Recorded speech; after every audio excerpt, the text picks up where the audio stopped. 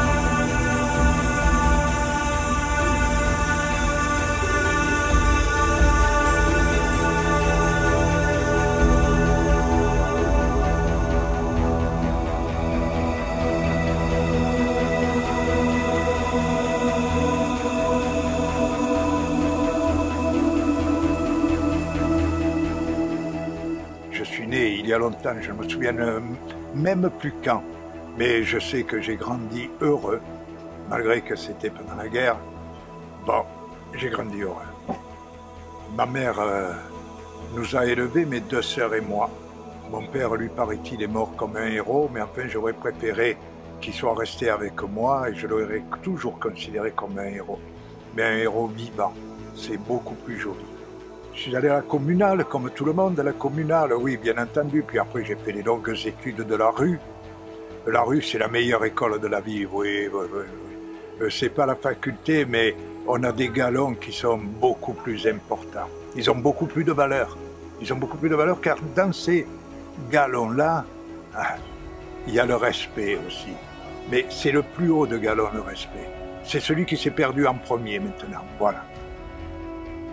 Ensuite, j'ai eu la chance de rencontrer un dieu, oui, le dieu de la mer.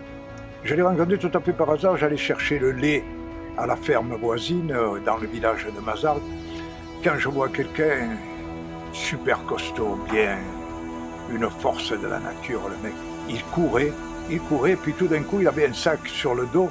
Le sac s'ouvre, un gros sac de jute, bien entendu, pas le petit sac, gros sac de jute mouillé, des trucs. Il s'ouvre et là, il y a des poissons qui tombent. Je regardais ça, il me dit « Minot, donne-moi un coup de main, allez, on remet tout dedans. » Alors, il a fait un nœud au sac, on a remis les poissons dedans, il y avait du mérou, il y avait des dorades, il y avait des loups, il y avait des trucs. Puis avant de partir, il m'a dit « Tu aimes la mer, petit ?» Je lui ai dit « Oui, tu y vas souvent ?»« Non. » « Eh bien, je t'y emmènerai. » Et il m'a offert une dorade. Il m'a dit « Tiens, dis à ta mère de ne pas trop la faire cuire parce que c'est moins bon. » Et puis, nous nous sommes retrouvés. Il m'a emmené à la mer. Et, oui, il est devenu mon maître à moi.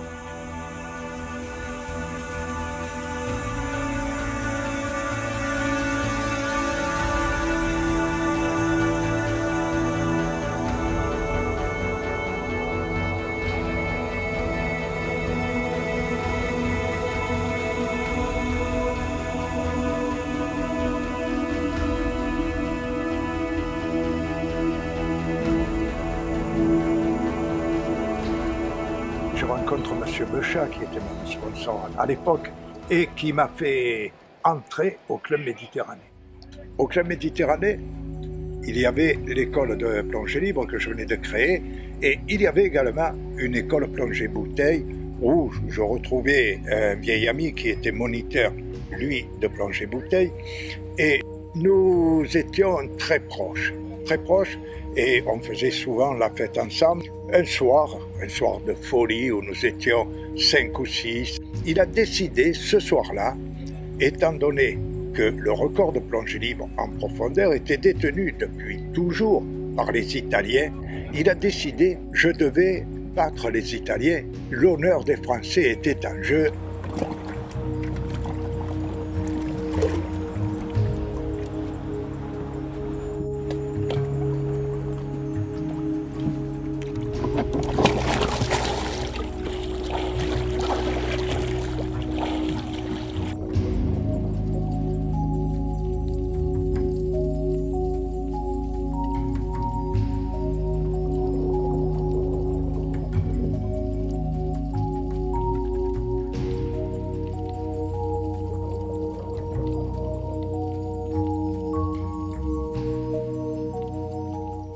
le jour de la mise à l'eau, donc officielle, je décide de mettre 1 kilo au lieu de 500 grammes pour passer plus facilement les 15 premiers mètres, parce que la combinaison, elle me remontait à la surface.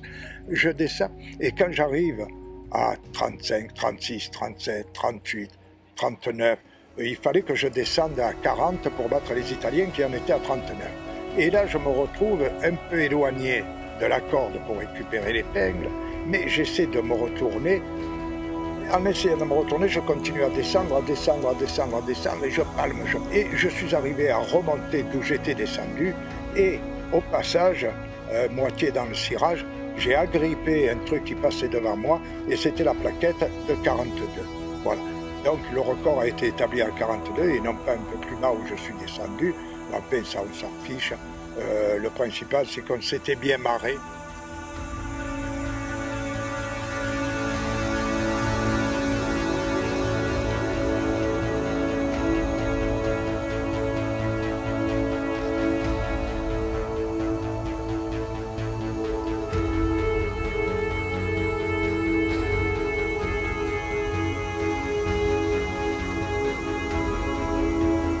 Bien entendu que j'ai pratiqué la chasse sous-marine. Puis sous l'eau, la question était, et les requins, qu'est-ce que vous en pensez? Ce que j'en pense, qu'il y a 2 catégories de requins, pas 50. Il y a ceux qui ont faim et ceux qui n'ont pas faim. Alors, ceux qui n'ont pas faim, vous pouvez les approcher, les caresser, faire tout ce que vous voulez. Ceux qui sont affamés, il vaut mieux être prudent parce qu'ils n'ont pas la carte menu sur ce qu'il y a, ils ignorent ça. Ceux qui se mangent, ils mangent. Voilà, j'ai résumé. Même s'il y en a qui disent non, c'est pas vrai, c'est vrai. Je me trouve un jour, c'était entre l'île de Djerba et le continent tunisien, où je chassais, et j'ai été attaqué par un requin. J'avais des mérous à la ceinture, et il est arrivé par derrière, bien entendu, et à un moment où je faisais signe au bateau qui était en galère pour venir me récupérer, et là, je me suis retrouvé un peu en suspension dans l'eau, c'est-à-dire les palmes en bas, la tête hors de l'eau pour faire aussi. Et les poissons étaient dans mon dos. Et le requin m'a attaqué par derrière. Il a pris un mérou qui pendait à ma ceinture, il a coupé en 2 net après la tête, et il m'a éjecté à 2 mètres de haut, pleine puissance. Alors, je n'ai pas eu le temps de le mesurer exactement, mais il était gros, beaucoup plus gros que moi. Et Dieu sait si à l'époque j'étais beaucoup plus svelte que maintenant.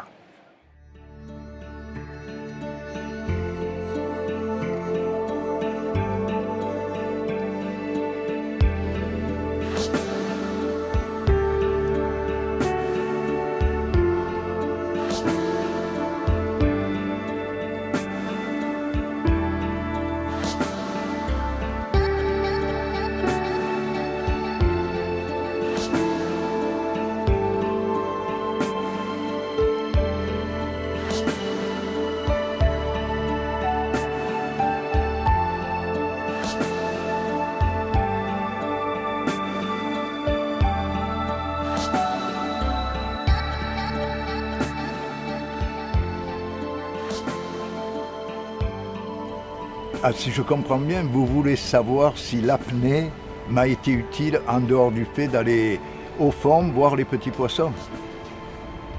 On est sur un ponton, ça me rappelle une histoire.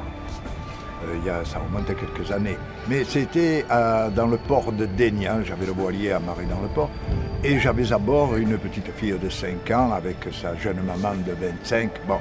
Et lorsqu'est arrivé sur le ponton un monsieur qui voulait les récupérer, et là, à ce moment-là, quand j'ai regardé le bonhomme, qui était un peu en colère, il faut le dire, j'ai dit, on va régler ça par la diplomatie. Je suis monté sur le ponton pour essayer de lui expliquer.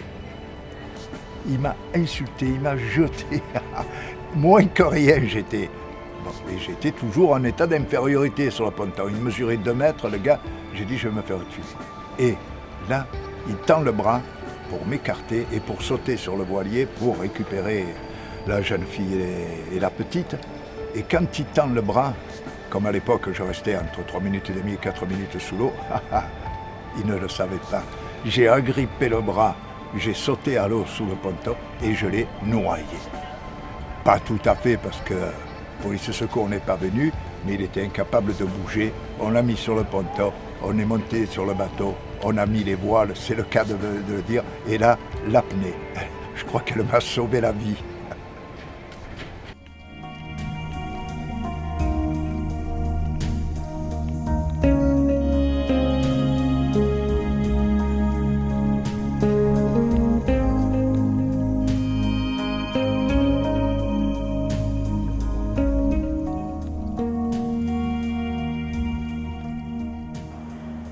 Je pratique le VTT et le VTT permet de mouliner beaucoup quand on pédale.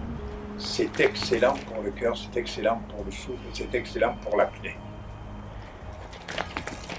Je pratique bien entendu le vélo de route puisque dans ma jeunesse j'ai été champion de Provence et le vélo de route permet de travailler beaucoup plus les muscles, beaucoup plus que le VTT et on travaille la résistance. Et pour avoir cette résistance en apnée, eh bien, j'ai trouvé quelque chose de très simple. Au sommet de chaque montée, je m'arrête, je me mets tout de suite en apnée. C'est excellent pour préserver ma future jeunesse.